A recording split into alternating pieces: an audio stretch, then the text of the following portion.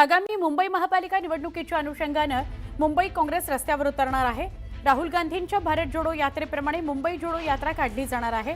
कुलाब्यापासून ते मुंबईतील उपनगरांपर्यंत काँग्रेसची पदयात्रा वॉर्ड स्तरावर निघणार आहे।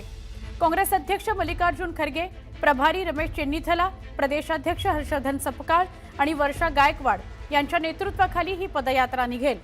15 दिवस ही पदयात्रा असणार आहे। वॉर्डनिहाय आढावा घेत नागरिकांच्या समस्या लक्षात घेतल्या जाणार आहेत आणि पदयात्रा काढली जाणार आहे। आमच्या प्रतिनिधी सुस्मिता भदाणे पाटील यांच्याशी आपण बोलूया। सुस्मिता, काय अधिक माहिती? मुंबईमध्ये एकला चलोनेचा नारा हा काँग्रेसच्या वतीने दिलेला आहे आणि स्वबळाची घोषणा केल्यानंतर कुलाब्यातनं थेट या पदयात्रेला सुरुवात होणार असल्याचं आपल्याला पाहायला मिळतं आहे। भारत जोडो प्रमाणेच मुंबईतील नागरिकांना जोडण्यासाठी, मुंबईतील नागरी समस्या समजून घेण्यासाठी, कार्यकर्त्यांना मैदानामध्ये पुन्हा एकदा जिवंत करण्यासाठी काँग्रेसकडनं ही पदयात्रा काढली जाणार आहे, ज्यामध्ये मल्लिकार्जुन खरगे सुद्धा, रमेश चेन्नीथला जे महाराष्ट्र प्रभारी आहेत ते देखील सहभागी होणार आहेत। कुलाब्यातनं या संपूर्ण रॅलीची सुरुवात होणार आहे। या रॅलीमध्ये विविध सामाजिक मुद्दे आणि मुंबई महानगरपालिकेला नजरेसमोर ठेवून मुंबईतील विविध वॉर्ड्समध्ये काही ठिकाणी सभा घेतल्या जातील, काही ठिकाणी पदयात्रा केली जाईल। प्रत्येक मुंबईकराला काँग्रेसशी जोडण्याचा आणि काँग्रेसच्या कार्यकर्त्यांना पुन्हा एकदा जिवंत करण्याचा प्रयत्न या पदयात्रेत केला जाणार आहे। नक्की नक्की, धन्यवाद तुम्ही माहिती दिल्याबद्दल सुस्मिता। मुंबई, ठाणे आणि नवी मुंबईमध्ये सीएनजी तुटवडा जाणवतो आहे, त्यामुळे वाहतुकीला मोठा फटका बसलाय। वडाळा परिसरातील गेल कंपनीच्या मुख्य पाईपलाईनमध्ये तांत्रिक बिघाड झालाय, त्यामुळे रविवार दुपारपासून मुंबईत सीएनजीचा पुरवठा पूर्णपणे ठप्प झालाय। यामुळे रिक्षा, टॅक्सी, खासगी वाहनं आणि काही खासगी बसेस सुद्धा यांना सीएनजी मिळत नाहीये आणि त्यामुळे वाहतुकीला मोठा अडथळा निर्माण झालाय। वाहन चालकांना लांब रांगा लावून गॅस मिळवावा लागतोय। अनेक रिक्षा आणि टॅक्सी उपलब्ध नसल्यामुळे प्रवाशांना वाहतुकीला येता जाताना काही साधनच मिळत नाहीये। कामावर जाणाऱ्यांना, शाळेत जाणाऱ्या विद्यार्थ्यांना देखील याचा मोठा फटका बसतो आहे। गेल कंपनीची वडाळा सिटी टर्मिनलमधील पाईपलाईन अद्याप दुरुस्ती प्रक्रियेमध्ये आहे, म्हणजे ती पूर्ण दुरुस्त झालेली नाहीये। महानगर गॅस लिमिटेडनं ही माहिती दिली की अद्याप दुरुस्तीचं काम सुरूच आहे। दुपारपर्यंत सीएनजी पुरवठा पूर्ववत करण्यासाठी प्रयत्न सुरू आहेत।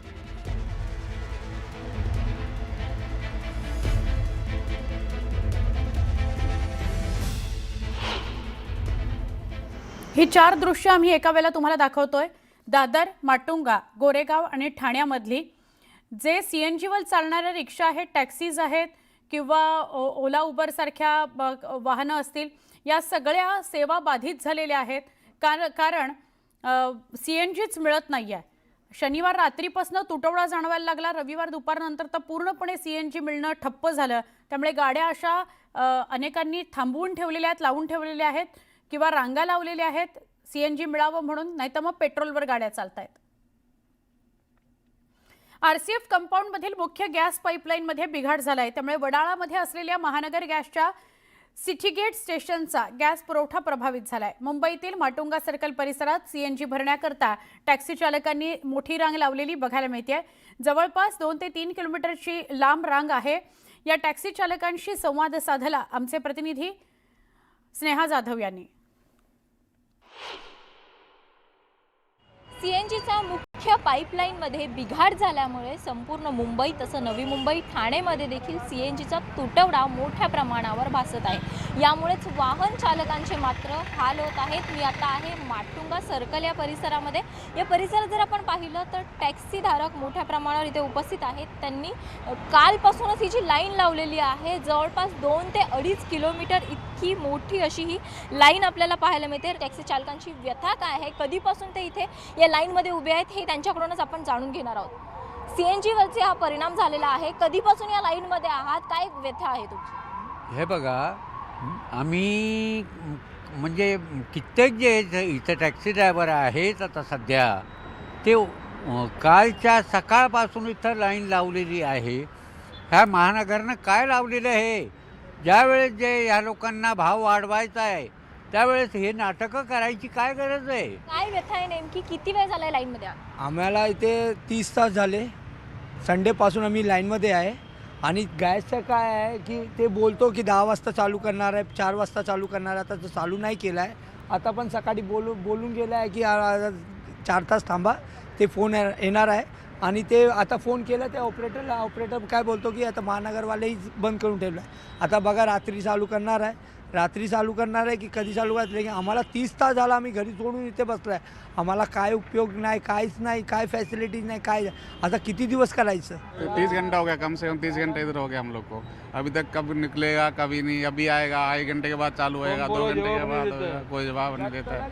पंप वाला बोलता है हम लोग को मालूम नहीं है, जब हमको फ़ोन आएगा तो हम चालू करेगा. प्रेशर नहीं है तो क्या करेगा वो लोग भी. इसके हम लोग पंप वाले को बिलीव नहीं लगा सकते हैं. जब वो बोलता है कि हमको फ़ोन आएगा तो हम चालू करेंगे, जब गैस है ही नहीं हमारे पास तो कहाँ से जाएगा.